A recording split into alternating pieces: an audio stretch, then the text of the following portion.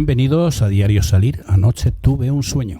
Un programa que hacemos Julia Higueras y Fernando J. Aguas. No hace falta aclarar. Julia, tú, Fernando y yo, o sí aclaramos. No sé, como quieras. Si Bueno, quieres nos no cambiamos de identidad. A mí no me importa. Vale, Julio y Fernanda. Ay, me encanta Fernanda. Me voy a cambiar el nombre.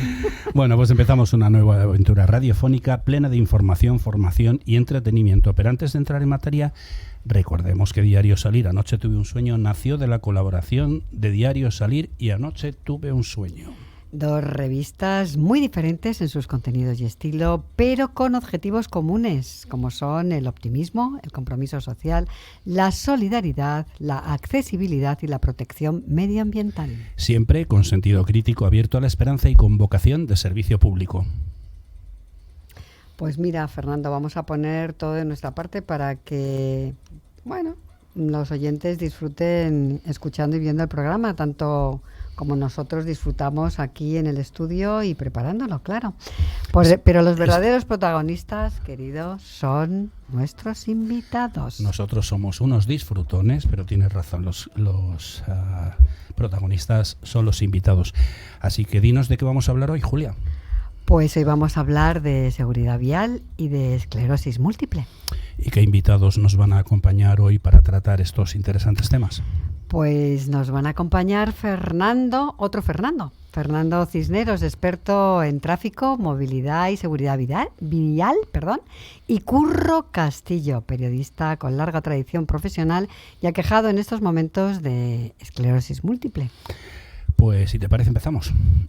Pues empezamos. Esto es, queridos y queridas oyentes, Diario Salir, Anoche tuve un sueño, que se emite por streaming en www.clickradiotv.es, en sus redes y su canal de Twitch. También estamos en la televisión canaria de la mano de Diámetro TV y del canal 33 de la TDT para todo el archipiélago. Y en FM se emite en Radio Cadena Española Madrid. Y bueno, tenemos que anunciar que desde hoy estamos también en Radio Sierra Madrid. Para toda la comunidad. Para toda la comunidad, exactamente. Y Radio Cadena Castilla-La Mancha, Armonía Duero de Tordesillas, Diámetro Radio de las Islas Canarias, Asturias 78 de Valencia, Radio Sur FM de Córdoba, Radio Consuegra de Toledo, Radio Matorral de Montejo de la Sierra de Madrid y Vicus Radio de Galicia. A todos los oyentes, televidentes y tuicheros, un cordial saludo desde Madrid. Pues al lío, que ya tenemos en el estudio de Click Radio TV a nuestro primer invitado.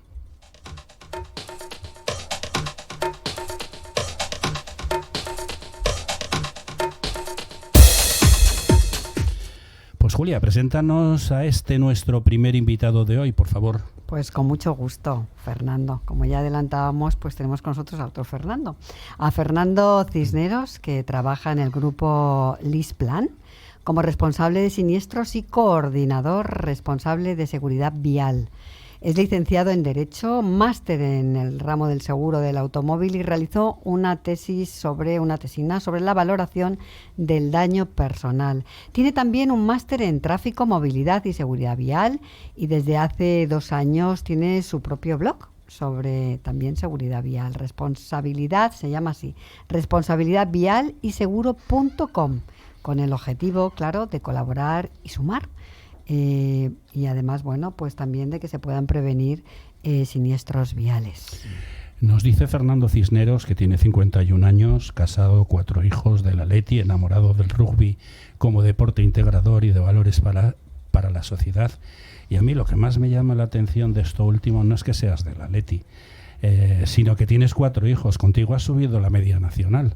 Pues sí, buenos días, encantado de venir a vuestro programa. Y bueno, sí, vino casi por goleada. Por goleada, sí. La verdad es que se llevan además muy poquito. En 3 años tenemos 4. Obviamente los del medio son mellizos. Y bueno, pues también encantado de vivir esta experiencia apasionante. Me das mucha envidia porque yo soy de familia de 4 hermanos y no he tenido hijos. Así que yo sé que esas familias de 4 son muy divertidas. Fernando, gracias por estar con nosotros en Diario Salir, Anoche tuve un sueño. Estamos en plena Semana Europea de la Movilidad, que comenzó el pasado 16 y que tiene como día de especial repercusión el 22 de septiembre, que es el Día Sin Coches. Vamos a empezar por ahí. ¿Sirven para algo los días sin coche? Bueno, en principio, el Día Sin Coche, el marco de la Semana Europea de la Movilidad tiene que ver más bien con, obviamente está conectado también con el mundo de la seguridad vial, pero sobre todo es con la transformación que se está haciendo en las ciudades, el cumplimiento de las agendas de desarrollo sostenible, la Agenda 2030 y todos los objetivos incluso que hay de cara a 2050.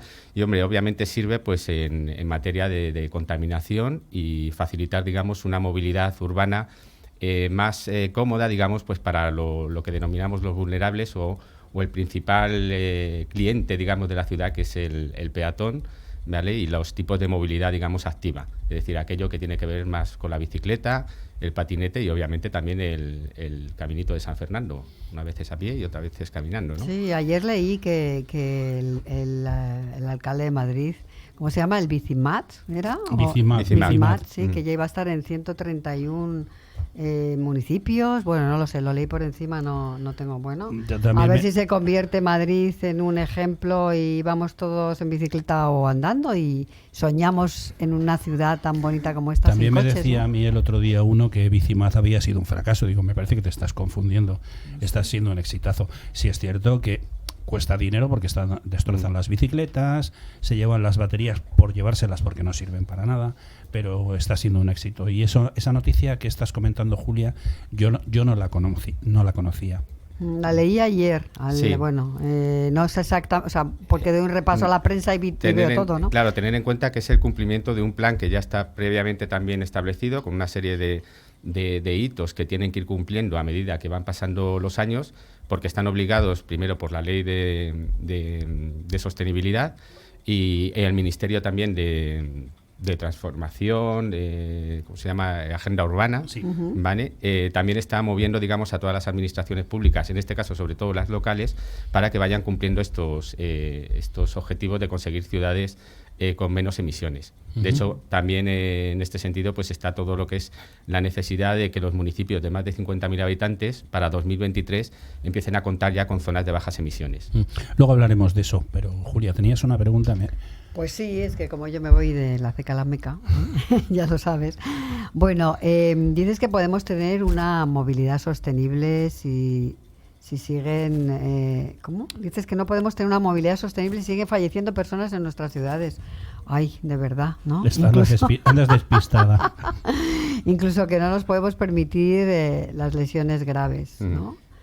Claro. No hay mentalidad en los ciudadanos para intentar acabar con la siniestralidad y las graves lesiones que conlleva, cuando no es directamente el fallecimiento, porque se quedan muchos pues parapléjicos, sí, ¿no? Etcétera, etcétera, que esto en muchas personas jóvenes, ¿no?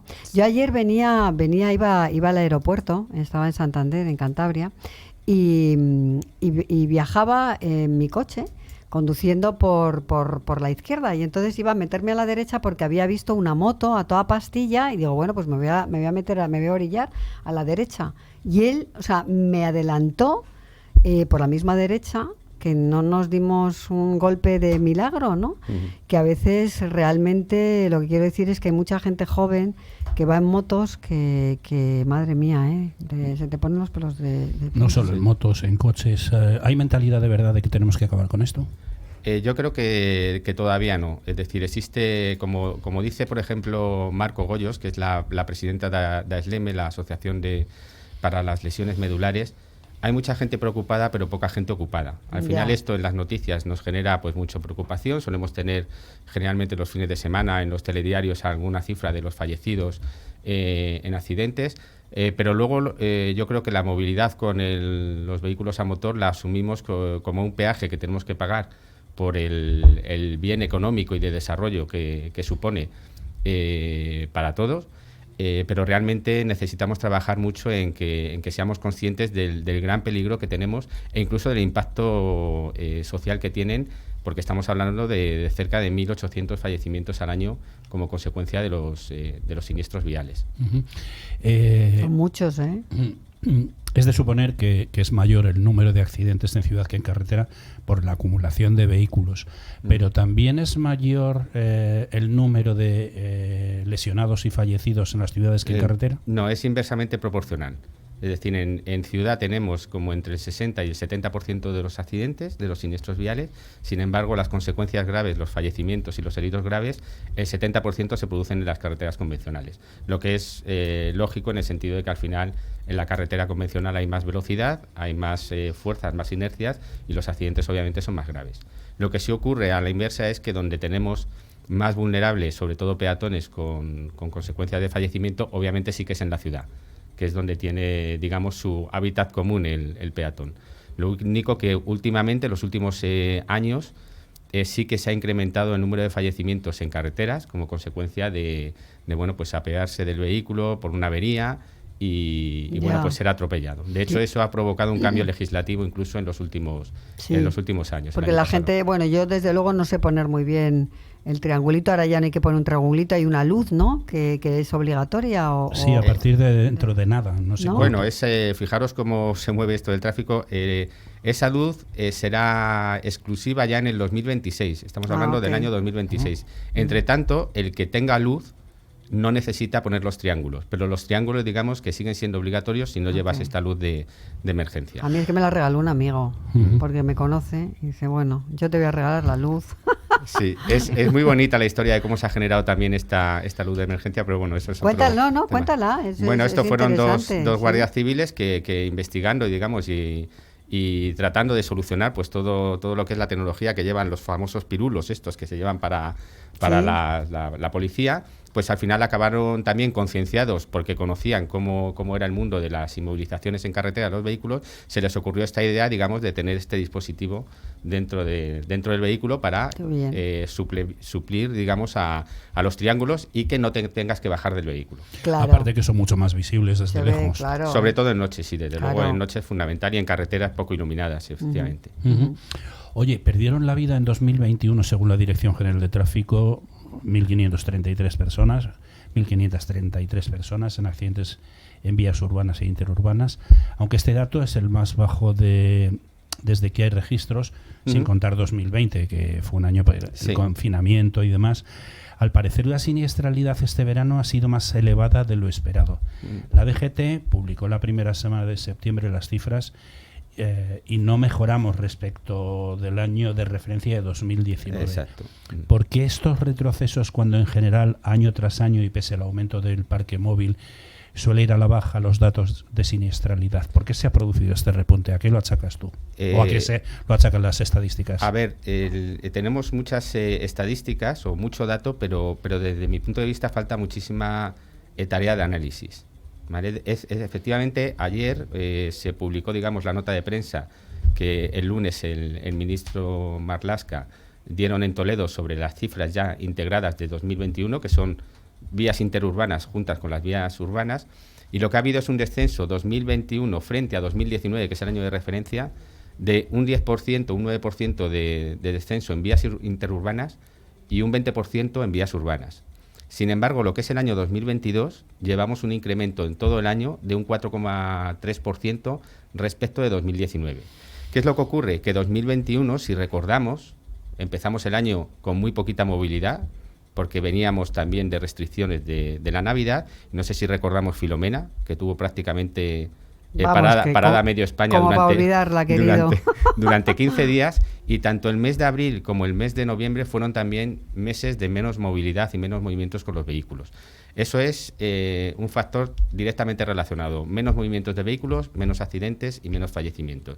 Con lo cual, este dato que tenemos de 2021 positivo, realmente tiene ahora la prevención o el riesgo de que en 2022 hemos aumentado el número de desplazamientos, ya no tenemos ningún tipo de restricción a la movilidad y se están produciendo más accidentes que en 2019. Y déjame que añada algo, Fernando, que hemos salido todos escopeteados porque, por favor, necesitamos irnos a algún sitio y bueno, pues ha habido un movimiento tremendo, ¿no? de gente saliendo con sus vehículos, ¿no?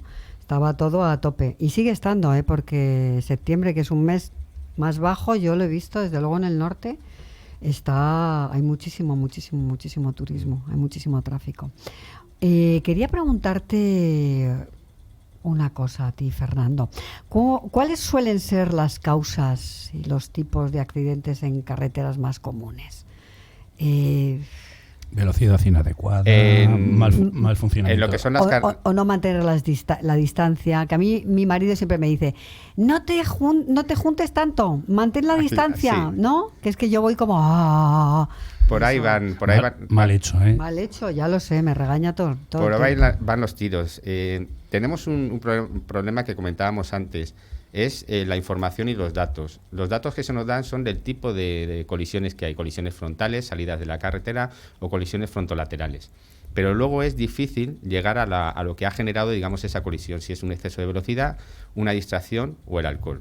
Por ejemplo, estos son los 3 factores fundamentales que publica la Dirección General de Tráfico como desencadenantes de los accidentes en carretera.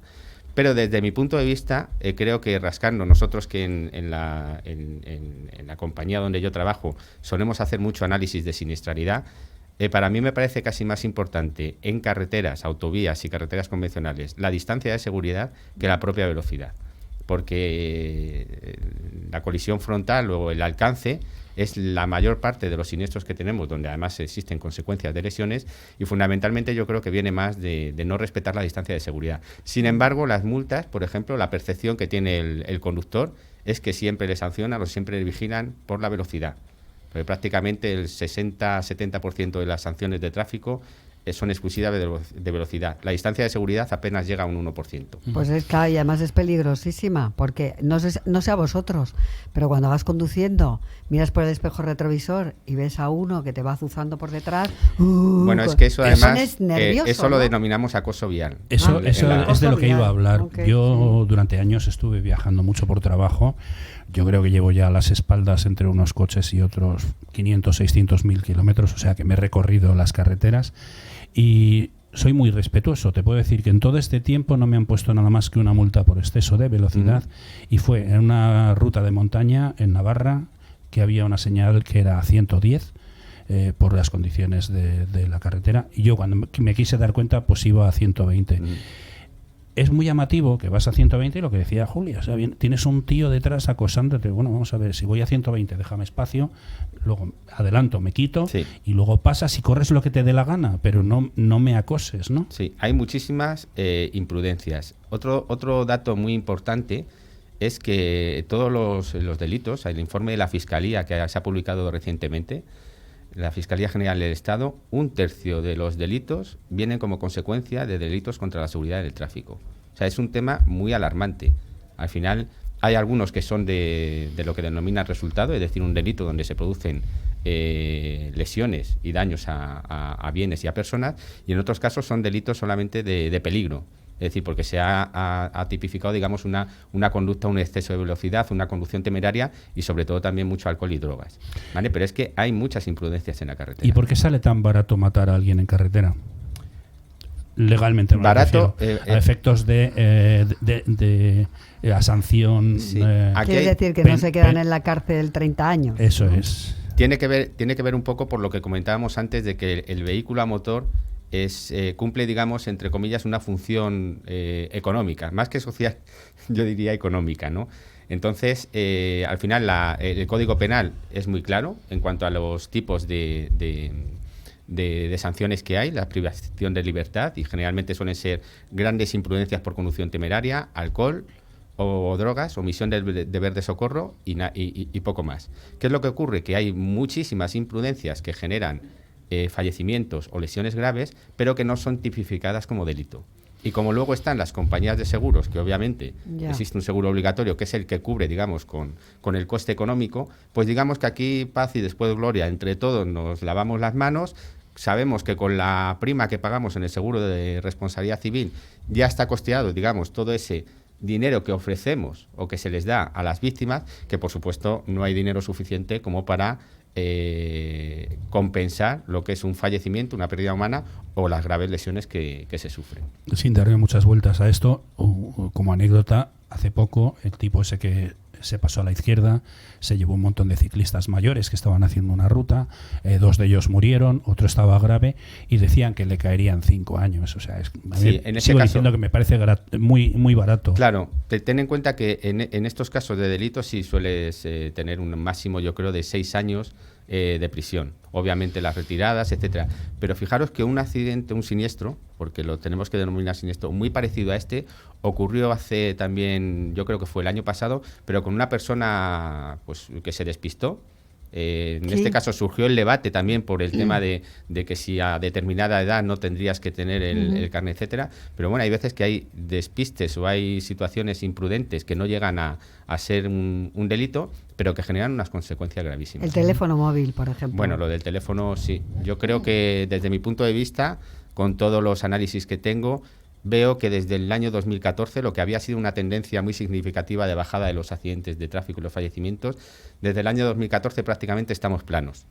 Cuando echas la vista atrás, ya ves que todos esos dientes de sierra, digamos, se convierten casi en una línea plana, y yo es que desde el 2014 acá veo el boom sobre todo de la conectividad y del uso de redes sociales, más allá de lo que veníamos utilizándolo antes. Es que forma parte de nuestra vida. Yo les digo a mis hijos, estoy seguro de que vais a poder funcionar con una sola mano en vuestro futuro, porque es que en la otra estáis llevando el móvil constantemente. Sí, Digo, es lo único positivo que veo. Es decir, la destreza que estáis teniendo con una de las manos. Oye, mayores, mujeres o jóvenes suelen ser lo más recurrente a la hora de culpar de los accidentes a algún sector de la población.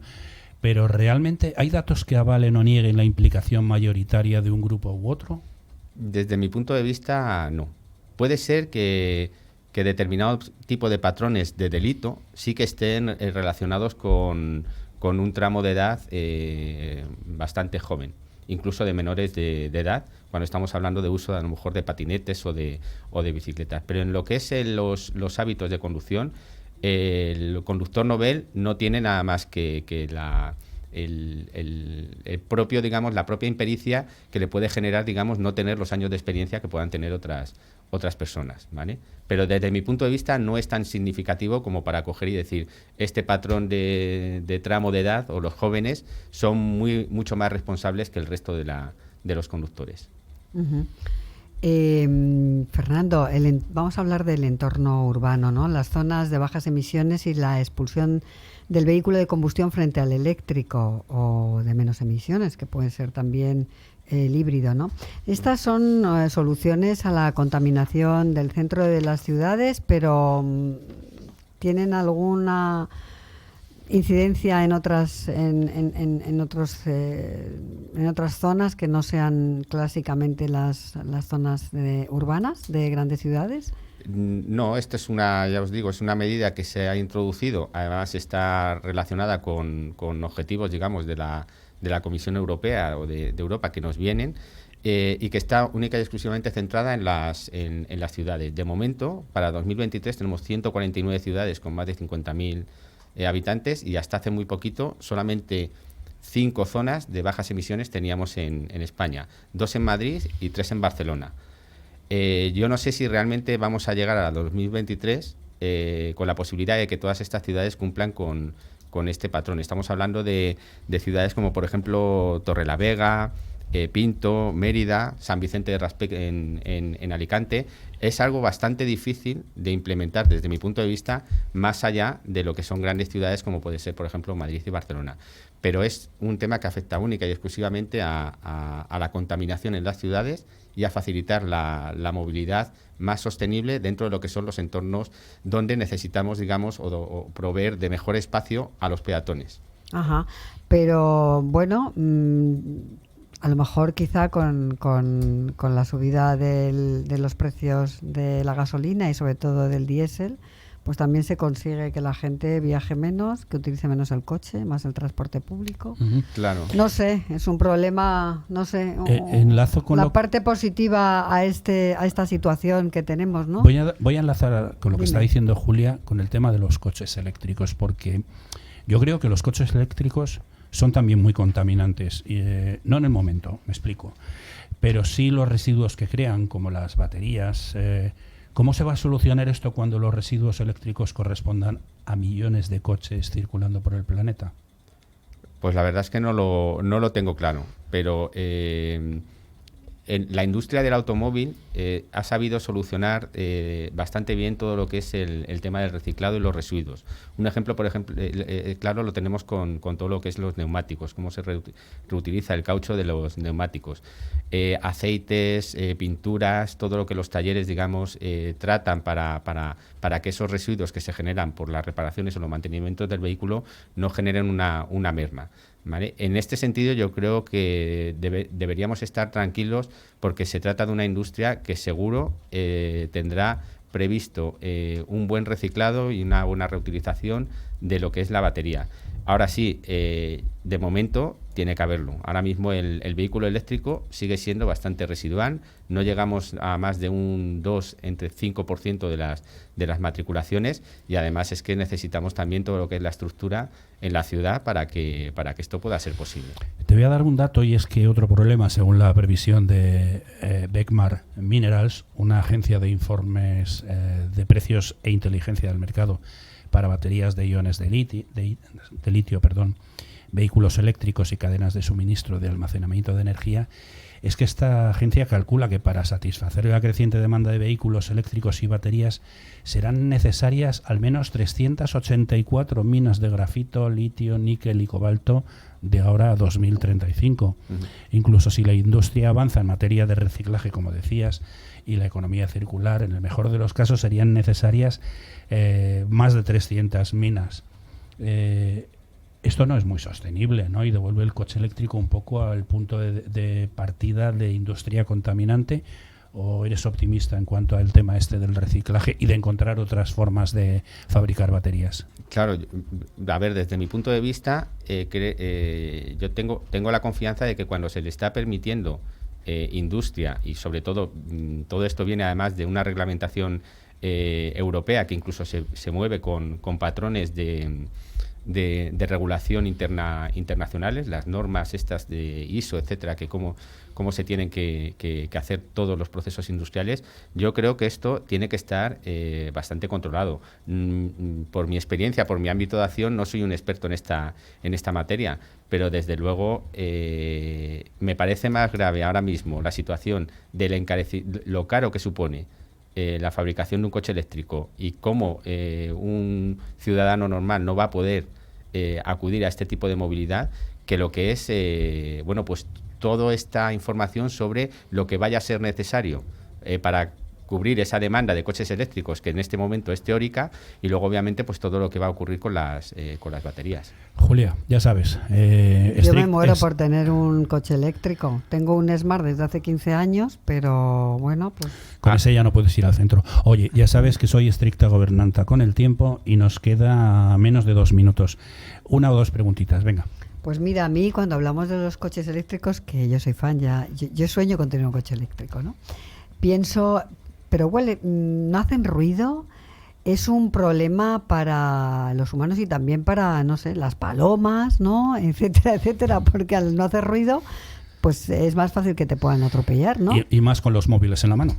Sí, lo que pasa que también es cierto que son vehículos que llevan una tecnología embarcada que también ayuda bastante a los conductores y al propio vehículo a que no se produzcan estas consecuencias, bien sea porque puedan utilizar un determinado avisador de ese tipo de movimiento, como hacen por ejemplo los camiones o los autobuses, o bien porque tengan ya sistemas de frenado automático en cuanto que localizan un obstáculo.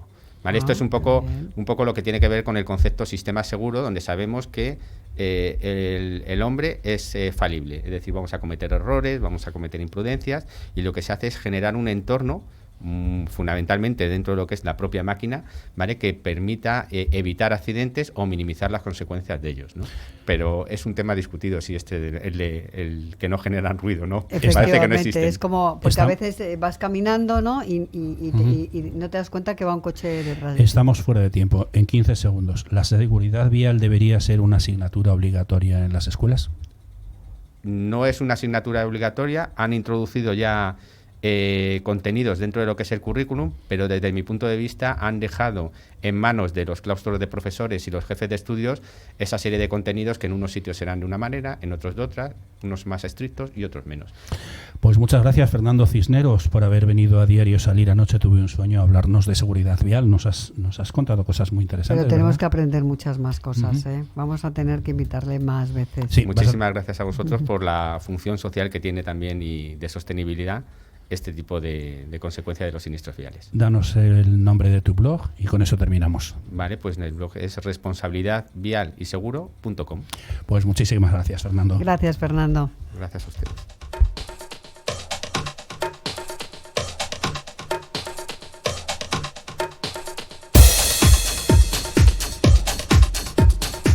Me ha encantado.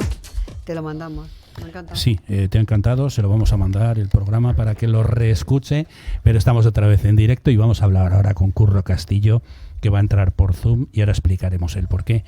Curro es un periodista de raza a quien muchos de nuestros oyentes y espectadores sin duda conocerán, y a los que les habrá llamado la atención la desaparición de los medios, su desaparición de los medios de un gran periodista como él y con una larga trayectoria profesional. Julia, preséntanos a Curro para quienes no le conozcan, sobre todo los más jóvenes.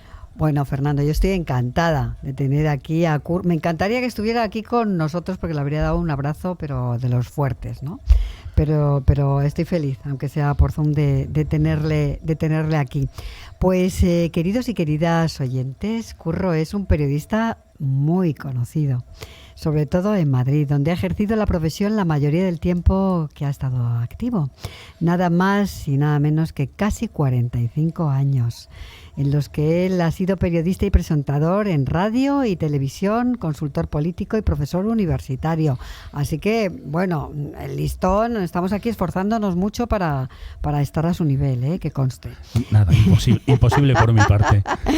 Aunque comenzó su carrera profesional escribiendo en las más destacadas cabeceras de prensa nacional y local, también ha trabajado más de 10 años en televisión. Lo ha hecho para Televisión Española, para Antena 3, para Telemadrid o para la televisión de Castilla y León.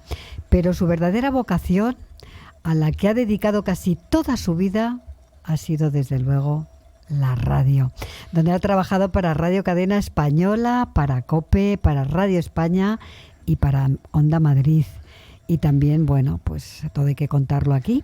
Es escritor y bueno, pero vamos a empezar por partes porque si no me hago un lío con tantas cosas que hace Curro. Lo primero que vamos a hacer es darle la bienvenida. Hola, Curro, bienvenido a Diario Salir. Anoche tuve un sueño.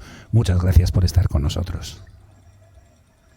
Hola Julia, hola Fernando y un saludo a toda la audiencia de Click Radio Televisión. Estoy feliz de estar con vosotros y oye, os doy un achuchón muy grande, muy grande, muy grande, hasta donde me lleguen los brazos, pero seguro que de alguna manera lo notáis.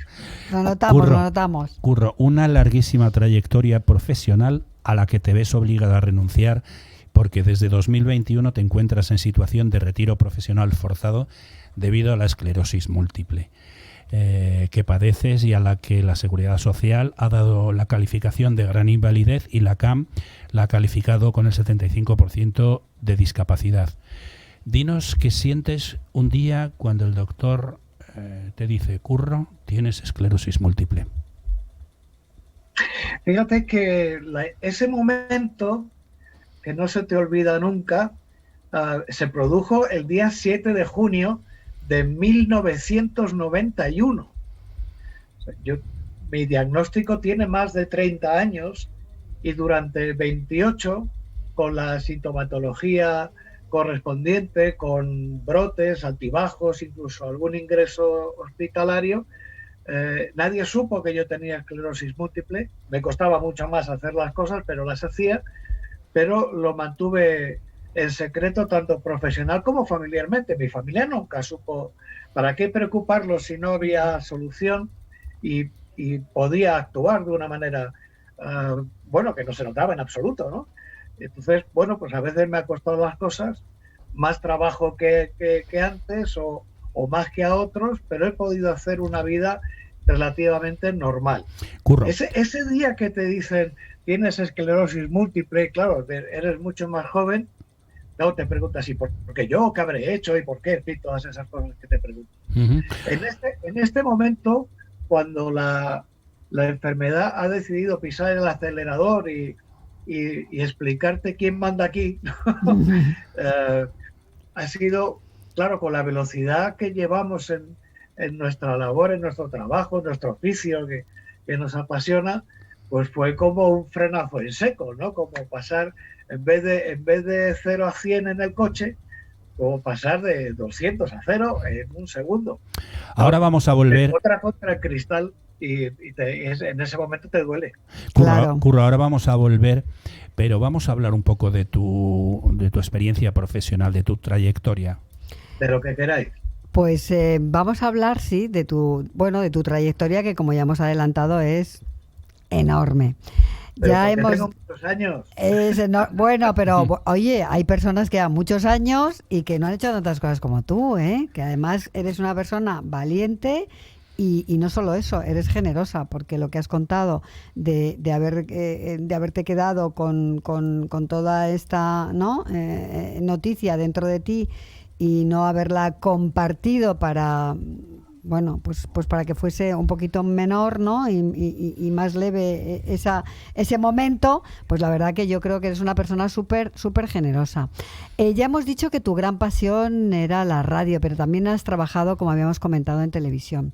Presentaste programas, concursos, radio, aparte. ¿Con qué te sentiste más a gusto? Ya sabemos que la radio es lo tuyo, pero ¿en qué otros formatos te ha gustado trabajar? Bueno, lo pasé muy bien con Hermida. Bueno, un grande, ¿eh? Sí, bueno, es que no me acordaba. Fuiste Chico Hermida. Sí, señor. Sí, claro que sí. Mucha honra.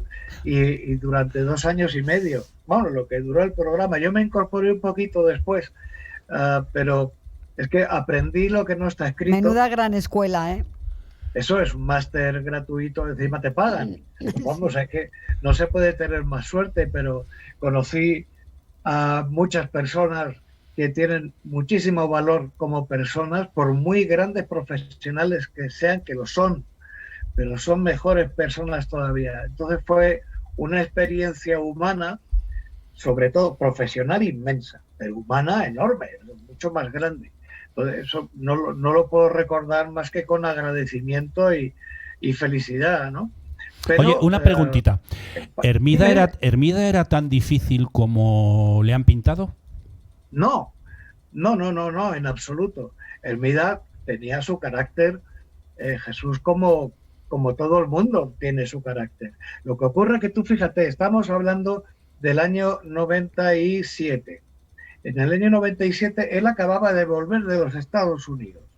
En Estados Unidos se trabaja con una mentalidad muy determinada.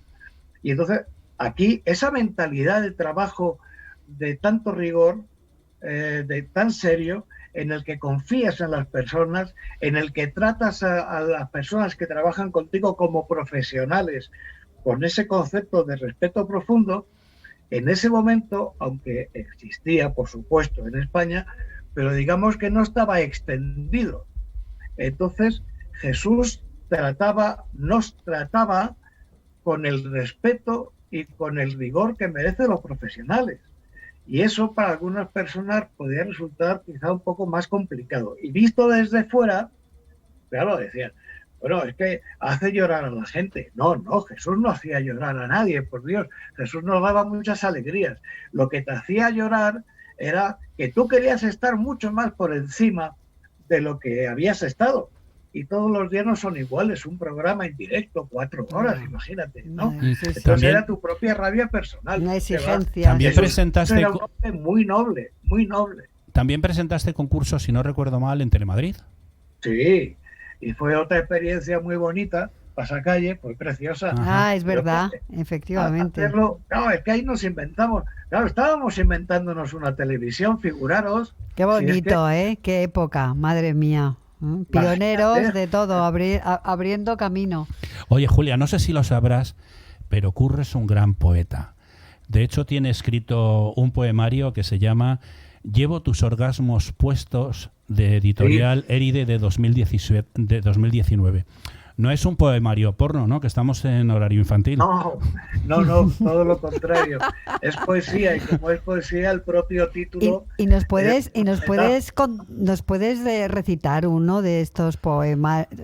Uno cortito. De memoria no me No lo te sé, lo sabes sabes de que yo memoria. escribo canciones... Bueno, Llegué pues a luego para cantar el final, si buscas un ahora os busco alguno por aquí y Venga. os lo leo. Me cojo el libro que lo tengo ahí detrás, ¿no? Vale, pero pues... es una historia de amor Uh-huh. completa. En vez de contarlo en una novela, conté la historia de amor de mi vida, la conté en 40 poemas, una canción y una carta de amor. 40 poemas, una canción y una carta de amor. Es un libro de amor a tu mujer, Pablo Neruda. ¿A Blanca?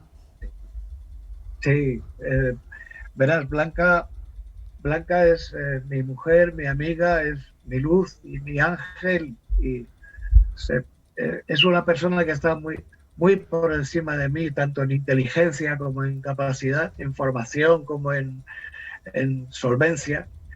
Tiene un carácter humano absolutamente extraordinario, y bueno, pues cuando estaba mejor era lo más para mí. Bueno, pues ahora estoy menos mejor y sigue siendo lo más. No es. Pues no oye, es un abrazo enorme. Era inmenso. Entonces, cuando descubres el amor verdadero a una edad determinada, en esa explosión de sentimientos generales nace ese libro. Qué bonito. Pues nada, oye, un abrazo enorme para Blanca. Sí, yo a Blanca la conocí cuando hice la fiesta de presentación de Diario Salir, que Curro estaba hecho un pincel. Supongo que ya estabas en fase un tanto avanzada en la enfermedad, pero no se te notaba. Sí. O sea, estuviste allí disfrutando, charlando, y tu mujer me pareció de verdad un encanto. Dale un abrazo muy fuerte de mi parte. De verdad que sí, le doy todos los que quieras. Fantástico. Bueno, pues mientras nos buscas un poemita para recitarlo aquí en directo, vamos a hablar de tu segunda obra, Nada, casi algo. ¿También es un poemario? Sí, pero fíjate que yo siempre he considerado que la comunicación tiene o debe tener o podemos procurar que tenga, cada uno que lo ponga en el plano que quiera, algo de provocación, en el que, bueno, vamos ofreciendo algo nuevo o ligeramente nuevo que vamos engrandeciendo cada día, porque si no seguiríamos viviendo en 1950, ¿no? Desde luego. Entonces, y tampoco quería que el segundo poemario fuera más de lo mismo, que es como si te dijeran, joder, ha hecho un primer disco, joder, que es un estupendísimo, y fíjate qué cosas tan nuevas ofrece, y escribes haces un segundo disco y suena igual, ¿no? Pero yo quería hacer algo diferente, y son tercetos. Entonces, y está escrito además con doble sentido. Por una parte, bueno, como somos los escritores, que solo sabéis, ¿no? Que no damos nunca por terminada la obra. Entonces me propuse escribir cosas a bote pronto que no tocara o que tocara lo mínimo. Y en segundo lugar eran percepciones de las cosas más comunes, habituales, pero que ves, que escuchas, que sientes, y escribirlas en terceto. Vamos a volver a la esclerosis, pero antes quiero decir que, como eres incansable, ya has entregado el tercer poemario a la editorial y el cuarto lo estás finalizando. Está de camino. Sí. ¿Qué temas tratas en estos poemas? Amor, desamor, la vida en general, tus pensamientos íntimos. Casi algo está todo. Hasta una tertulia radiofónica, hasta esta charla que estamos teniendo. Es una percepción. Es como si hicieras una fotografía poética en 3 versos de un instante. Es como un fotógrafo poético. Y en ese segundo lo conviertes en un terceto. Uh-huh. Entonces, a partir de ahí, en 500 tercetos, repasas la vida, pero no la mía, sino es lo que yo veo, pero lo que yo veo no importa, porque al final importa cuando tú lo leas lo que significa para ti. Y ese libro es lo que yo veía y lo que yo sentía cuando lo escribí. Pues a mí no, me... no, no es el yo de hoy, es el yo de ayer. A mí me sorprendes mucho. Hoy será otra cosa. A mí me sorprendes mucho por esa sensibilidad para hacer poemas, porque en cuanto a la poesía, yo tengo la misma sensibilidad que un mono de Gibraltar. No voy a estar de acuerdo. Bueno, con eso. ahora va a empezar podemos discutir mucho. Ahora va a empezar a hacer el mono en cualquier momento.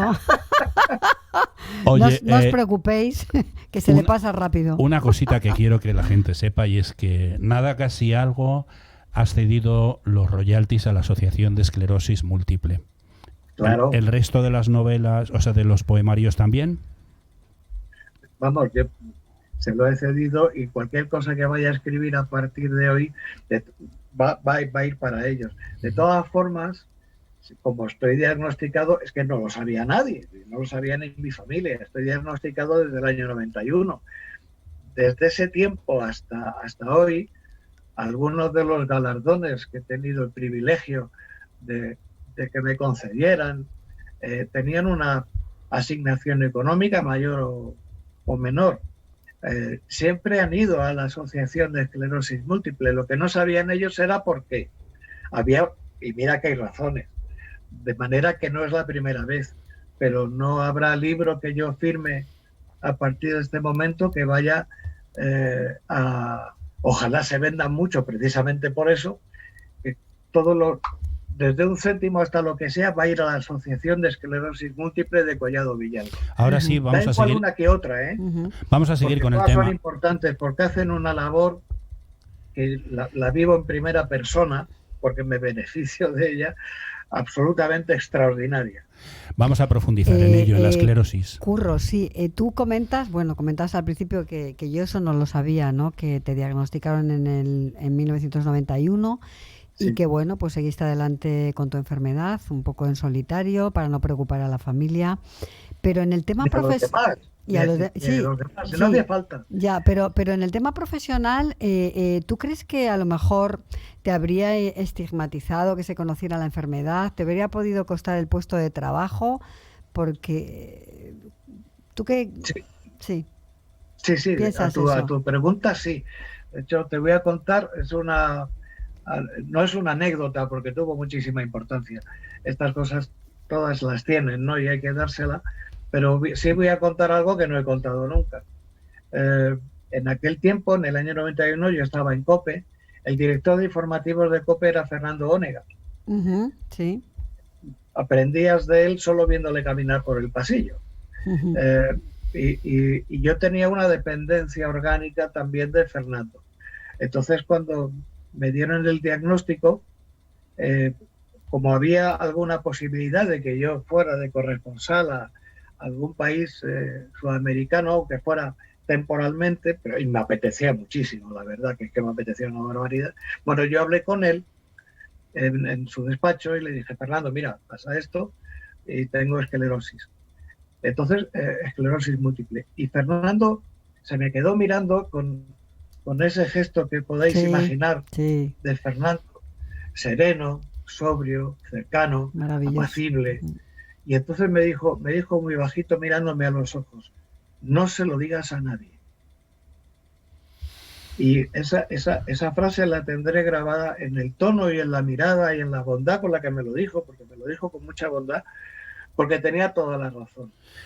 La esclerosis múltiple, que tiene ahora más visibilidad que antes, pero nadie sabe exactamente, ni tiene por qué, porque hay tantas cosas y tanta información, pero nadie sabe exactamente lo que es. Oye. Desde el punto de vista empresarial, lo más fácil es que pudiera pensar cualquiera que yo era una incertidumbre, y realmente lo era. Oye, la única certeza de mi vida desde el año 91 es la incertidumbre. Curro, pero yo me encontraba bien, entonces él me dijo, yo te veo bien, no digas nada. Y no dije nada durante 28 años y todo fue bien. Es que luego cuando aceleró... Pero qué buen consejo de Onega. Fíjate, y lo seguía a pie juntillas, no se lo dije. Siempre había un par de personas que lo sabían, hombre, porque podía producirse alguna circunstancia que hiciera falta que alguien lo supiera. Pero estamos hablando de 2 o 3 personas. Pero seguí al pie de la letra. Y por eso decidí ni contarlo a nadie profesionalmente, porque sí hubiera influido, Y puedo comprender que hubiera influido sin maldad ninguna, puedo comprenderlo. Sí, por prevención, que la gente, bueno, pues pensara, uy, pues lo que tú decías, este hombre es una incertidumbre con patas, Mañana ¿no? nos falla, Claro. y entonces, ¿qué recursos y qué credibilidad o qué posibilidad de futuro? Yo puedo comprender a la empresa en ese Sí. momento. Entonces, mientras que yo pudiera responder, la empresa no tenía por qué preocuparse, y para eso, si no sabía nada, pues ya está. Y Genial. mi Fíjate, familia, ¿para qué lo va a pasar mal Muy si no podía inteligente. hacer nada? Y hubiera sufrido mucho. fíjate, Julia, hay dos cosas que dice Curro que a mí me sorprenden, y es que dice que en parte a su familia no se lo dijo, aparte de que por su padre tenía una salud delicada, que, Sí, que no lo hizo madre, porque, los dos. porque le hubieran tratado como un enfermo, con la mejor voluntad, pero le hubieran Claro. tratado como un enfermo. Todo el amor, con Y, todo el amor del sí, mundo, pero y dices, yo perdona tenía que... con una enfermedad, pero no como un enfermo. Eso te iba a decir, que tú dices que una cosa es ser un enfermo y otra tener una enfermedad. Efectivamente. tiene nada que ver, no tiene incluso, nada que ver. incluso ahora, ¿tú tienes una enfermedad pero no eres un enfermo? También, y te voy a decir que esta es una pregunta. eh, cuando tienes una edad y además ya te ocurre esto, y te quita de la circulación, tienes tiempo para ser sincero y pensar en tu vida y ponerla en orden, sin que eso signifique que entres en una colisión emocional contigo mismo. Es todo lo contrario, en positivo, ¿no? Y llamas a las cosas por su nombre. Eh, Sigo teniendo una enfermedad, pero no vivo como un enfermo.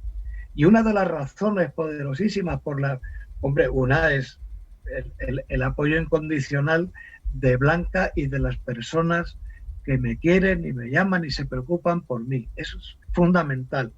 Pero otra de las razones fundamentales, aparte de la voluntad o la vocación que tú tengas de poner en positivo las cosas, porque cuando algo sale por una ventana, algo entra por la otra ventana. Efectivamente, siempre se cierra una puerta, pero se abre una ventana o dos o tres, Pues, las que tú quieras ver y las que quieras soñar. Pero los que me han devuelto realmente la sensación de que tienes una enfermedad, pero no tienes por qué vivir como un enfermo, es la Asociación de Esclerosis Múltiple de Collado Villalba, los neurofisios, que son muy jóvenes. Tengo dos, uno de cintura para abajo y otro de cintura para arriba, fíjate. Bueno, eres un privilegiado, ¿eh? Pero además una vez a la semana. Además dices que... Y lo puedo pagar como tantos, pero la Seguridad Social eso no lo cubre. No lo cubre. Si no fuera por la asociación no lo podría pagar. Y los que me han devuelto esa dimensión de tengo una enfermedad, pero puedo valerme y puedo volver a hacer cosas, han sido ellos. Esa sensación positiva, creativa, de querer volver a leer, escribir, aprender cosas, hablar con vosotros, por supuesto, ser feliz, sentir las cosas, me la han devuelto ellos. Fernando, ¿cómo avanza la investigación? Fernando, no. A mí no me preguntes. Curro, perdona. ¿Cómo avanza la investigación? Estaba pensando en Fernando Onega, perdóname, porque le aprecio mucho y además Nos quedan 2 minutillos, Julia. Escribió el prólogo de un libro que escribí, entonces me ha recordado un montón de cosas, por eso te he llamado, perdóname, ¿eh? Bueno, pues un beso a Fernando Onega y a Curro le pregunto, ¿cómo avanza la investigación en esclerosis múltiple? Se necesitan fondos seguro, ¿no? ¿Qué se puede hacer para que eso aumente? No, hombre, hay que darle más visibilidad, pero todo lo que tiene que ver con el cerebro, con el sistema nervioso central es muy complejo.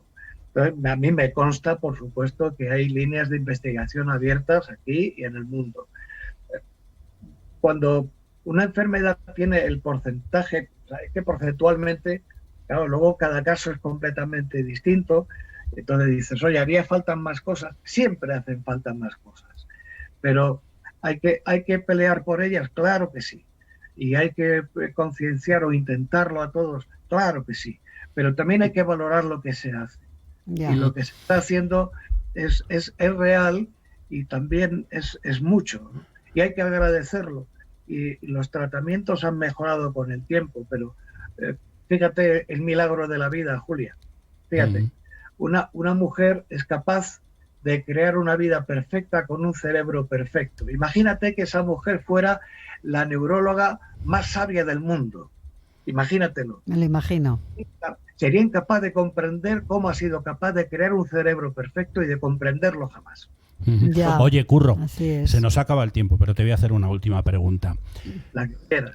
¿Cómo te has sentido pasando de ser entrevistador durante muchos años a entrevistado? Ay, muy raro. Muy raro.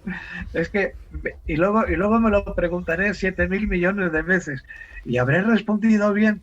Y habré estado en el tono y habré dicho alguna insensatez. Nada. No sé. Puedes sé estar tranquilo. Pero no sé responder.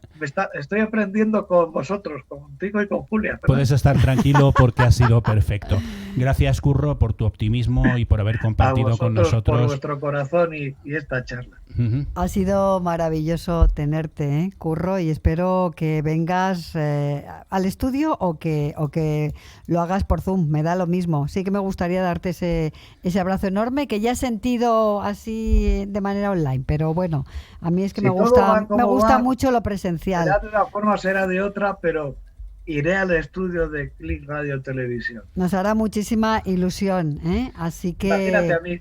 Pues te esperamos sin duda. Bueno. Y bueno, hay que decir que hay que dar visibilidad a enfermedades como la tuya, Curro, para mentalizar a la gente de lo importante que es contribuir a la investigación de las enfermedades como la esclerosis múltiple. Así que de aquí, queridos oyentes, desde este estudio, pues a comprometerse más y a aportar en todo lo que podamos. Curro, un abrazo que te tengo que dar personalmente Un abrazo. en breve plazo. Un saludo. Beso.